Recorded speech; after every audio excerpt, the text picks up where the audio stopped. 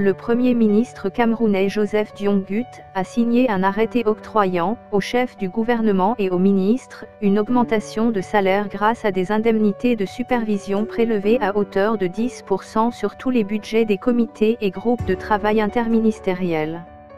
Selon l'arrêté, ces primes vont coûter à l'État plus de 10 milliards francs chaque année.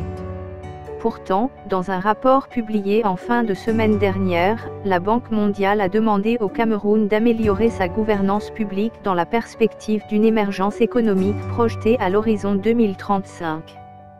Insistant notamment sur l'amélioration de la dépense publique, l'institution financière a préconisé la réduction des dépenses de l'administration générale et financière, en particulier les frais de représentation, de mission, de cérémonie, de carburant, de voyage et de services externes.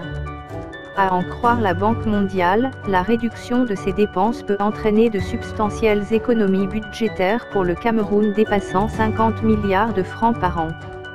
C'est la raison pour laquelle elle a recommandé aux autorités camerounaises de mettre fin à la gabegie. Toutefois, la Banque mondiale se dit favorable à une revalorisation du salaire de base de tous les agents publics du Cameroun puisque dans ce pays, le salaire minimum interprofessionnel garanti stagne à 36 000 francs. Pour l'instant, le gouvernement fait la sourde oreille et préfère plutôt s'octroyer des avantages substantiels.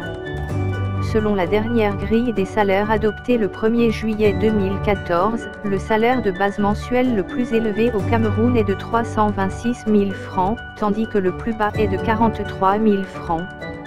Abonne-toi à la chaîne et active la cloche de notification.